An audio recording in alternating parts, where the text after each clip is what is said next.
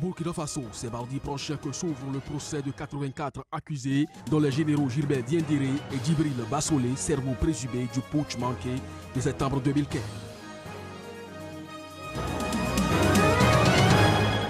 Au Tchad, le chef de file de l'opposition est monté au créneau face aux hommes des médias. Saleh Kebzabo demande à toutes les forces vives de se mettre ensemble pour obliger le gouvernement à écouter les Tchadiens.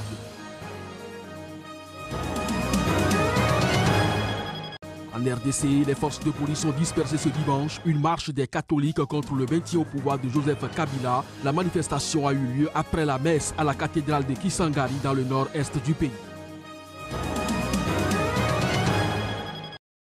Nous sommes le 26 février. Bonjour à chacun, bonjour à tous et bienvenue dans cette édition. Au Tchad, la situation sociale critique que traverse le pays depuis un mois a motivé une sortie médiatique du député, président du parti, l'Union nationale pour le développement et le renouveau et chef de file de l'opposition. Face à la presse, Saleh Kebzabo a demandé à toutes les forces vives de se mettre ensemble pour obliger le gouvernement à écouter les Tchadiens. Plus de précisions à travers ce reportage. Malgré les recettes pétrolières engrangées depuis 2003. Le Tchad ne peut plus assurer ses fonctions régaliennes comme celle qui consiste à payer les fonctionnaires à terme échus. L'école tchadienne ne marche pas. La santé au Tchad n'existe pas. Tous les chantiers sont aux arrêts. Face à la presse, le chef de file de l'opposition tchadienne se dit offusqué de la navigation à vue du régime d'Idriss Déby face à une crise qui va de mal en pire et dont l'issue dans l'immédiat est plus qu'incertaine. Saleh Kebzabo doit être comme premier responsable de la situation le chef de l'État qui, à ses dires, cacherait la vérité à ses concitoyens. Le problème que vit le Tchad, dira-t-il, est fondamentalement structurel. Les décisions relatives à la baisse drastique de salaire et à l'imposition de taxes ne seraient que plus fuite en avant et un couteau sous la gorge du contribuable déjà dos au mur avec un pouvoir d'achat de plus en plus faible. Il invitera alors les organisations politiques et celles de la société civile à se ranger dans une unité d'action du côté du peuple martyr en vue d'une grande œuvre d'assainissement national. Amener le gouvernement à revoir sa copie. Saleh Kebzabo condamnera par ailleurs l'usage de moyens disproportionnés pour réprimer toute velléité de manifestation, de syndicats et d'associations de tout genre. Il en appellera en outre à la libération sans condition des manifestants arbitrairement détenus. Au Burkina Faso, c'est ce mardi que s'ouvre le procès de 84 accusés dont les généraux Gilbert Diendéré et Djibril Bassolé, cerveau présumé du putsch manqué de septembre 2015. Pour la justice burkinabé, ce procès marathon devrait constituer un test de crédibilité aux yeux de l'opinion nationale et internationale. L'audience doit débuter à 9h GMT devant la chambre de jugement du tribunal militaire, délocalisée pour la circonstance à la salle des banquets de Ouaga 2000, un quartier UP au sud de Ouagadougou. Les 84 accusés risquent tous de lourdes peines au terme de ce procès, censé durer plusieurs mois. Le 16 septembre 2015, des soldats du régiment de sécurité présidentielle, l'ancienne garde prétorienne de Blaise Compaoré, avaient tenté en vain de renverser le gouvernement de transition mis en place après la chute de celui-ci.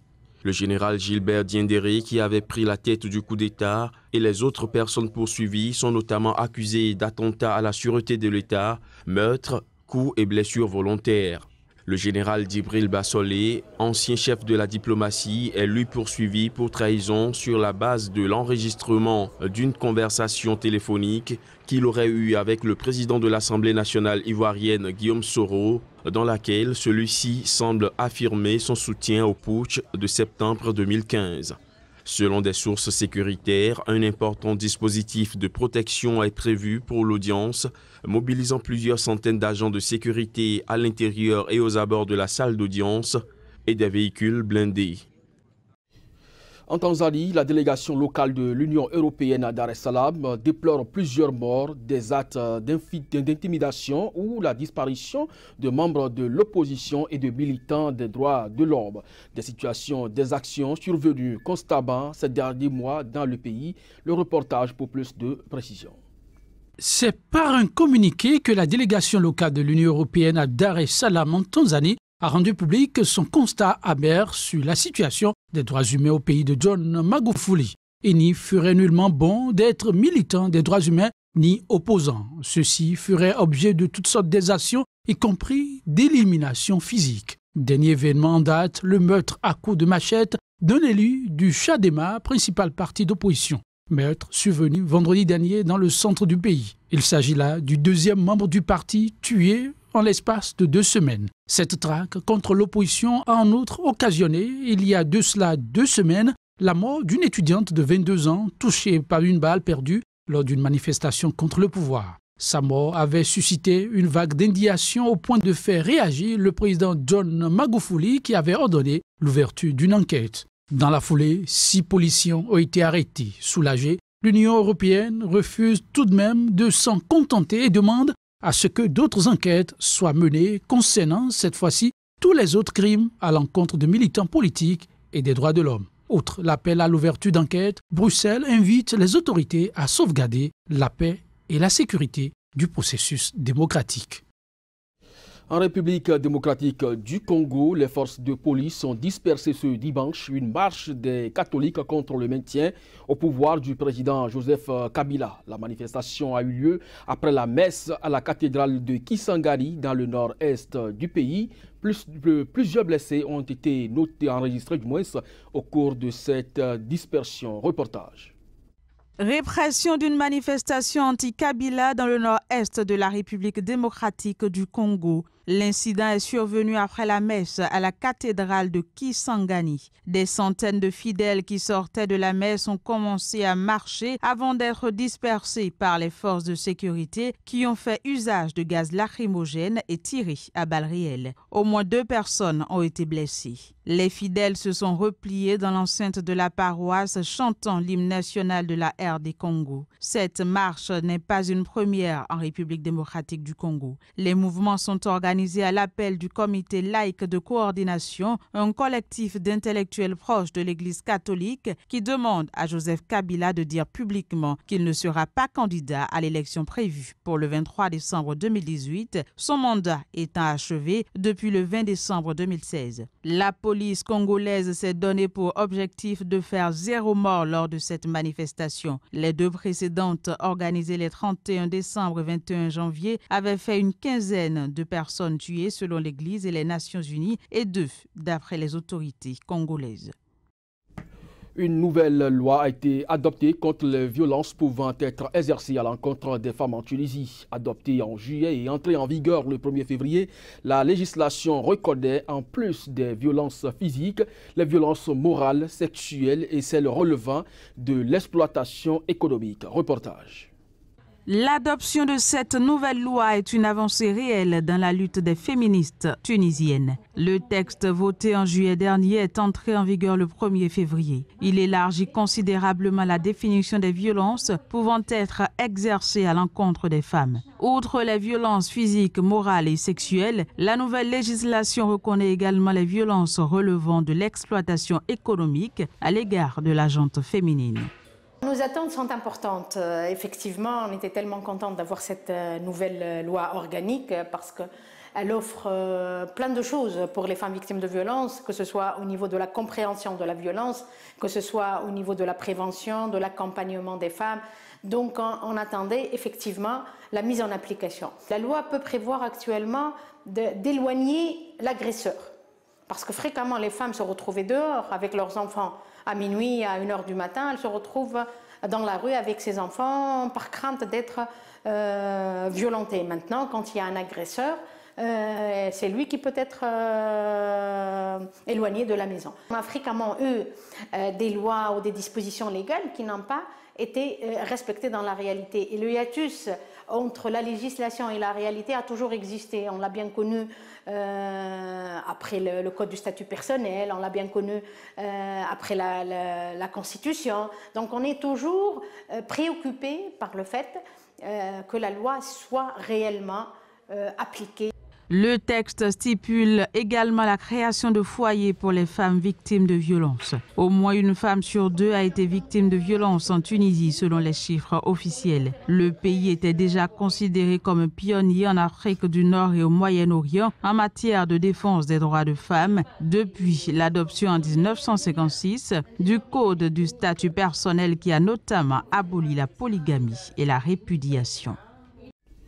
En France, les agricultrices ont longtemps été reléguées au second plan derrière leur mari. Mais aujourd'hui, elles sont de plus en plus nombreuses à la tête de leurs propres exploitations agricoles à travers ce constat. À 40 ans, Nathalie Massé exerce le métier dont elle a toujours rêvé, agricultrice. Mes parents étaient agriculteurs, j'ai toujours eu l'habitude d'aller les aider, d'aller faire mon tour. Voilà, j'adorais ça, être avec les animaux, dans les champs, sur les tracteurs. Donc voilà, depuis toute petite, on me connaît comme voulant être agricultrice quand toutes les autres filles voulaient être secrétaire ou boulangère. Ben non, moi je voulais être agricultrice. Entre ses 80 vaches, ses 3 enfants, ses engagements associatifs et sportifs, Nathalie Massé a dû trouver des moyens pour gagner du temps. Depuis 3 ans, la traite des vaches est entièrement automatisée grâce à 2 robots. L'évolution technique du métier fait qu'aujourd'hui beaucoup de choses sont quand même assez facilitées. Et puis je pense qu'on a cet instinct de prendre les choses différemment des hommes aussi et de chercher à nous simplifier la tâche plutôt que faire des démonstrations de force. Donc on a adapté nos outils pour pouvoir travailler en autonomie. Nathalie Massé se défend de tout combat féministe. Pourtant, elle est élue en 2007, première femme présidente du syndicat Les Jeunes Agriculteurs d'Ille-et-Vilaine. Ça a fait grand bruit à l'époque, voilà, première femme. Voilà, les combats féministes ont été menés par les filles qui m'ont précédée dans le syndicalisme et je les en remercie, je les en ai toujours remerciées. Voilà, ça m'a permis de bénéficier des congés maternité pour la naissance de mes enfants. Encore mieux beaucoup mieux que les femmes artisans par exemple. Signe du changement des mentalités, 10 ans plus tard, en 2017, une autre femme est élue à son tour à la tête de la FNSEA, première organisation représentative du secteur agricole. J'ai pas envie d'avoir cette image de la blouse et des bottes, quoi. On n'est plus agricultrice comme ça aujourd'hui pour mon idée. Voilà, on est Madame tout le monde avec un métier qui est agricultrice. Mais voilà, ça ne nous empêche pas d'être féminine le reste du temps. En 50 ans, la part des exploitations agricoles gérées par des femmes a plus que doublé en France. Aujourd'hui, une exploitation sur 4 a une femme à sa tête. Une progression qui pourrait se poursuivre. Dans l'enseignement agricole, presque la moitié des élèves sont aujourd'hui des filles, un nombre en constante augmentation. Direction la Corée du Sud où s'est tenue une manifestation à Paju, près de la frontière avec le Nord. Le but de cette marche était de protester contre la venue d'un général nord-coréen à l'occasion de la cérémonie de clôture des Jeux Olympiques. Reportage. Polémique autour de la venue d'un général du Nord-coréen sur le territoire sud-coréen. La venue du général Kim Yong-chol, connu pour être un tenant de la ligne dure à Pyongyang, a provoqué l'ire de l'opposition sud-coréenne qui a manifesté contre sa venue. Les 8 membres de cette délégation officielle dont il est à la tête ont franchi la zone démilitarisée qui divise la péninsule au poste frontière de Dorasan au nord de Séoul, selon un porte-parole du ministère de l'Unification à Séoul. L'opposition sud-coréenne soupçonne le général d'avoir un temps dirigé le bureau général de reconnaissance gérant les opérations nord-coréennes d'espionnage et d'avoir ordonné notamment le torpillage de la corvette sud-coréenne Cheonan en 2010 qui avait fait 46 morts. La Corée du Nord, qui revendique le statut de puissance nucléaire capable de frapper le territoire américain, a profité de ces Jeux olympiques pour lancer une offensive de charme en y dépêchant non seulement des athlètes, mais aussi des artistes et des pom-pongers. Bon début de semaine à chacun et à tous. C'est la fin de cette édition. Merci de nous avoir suivis. À très bientôt.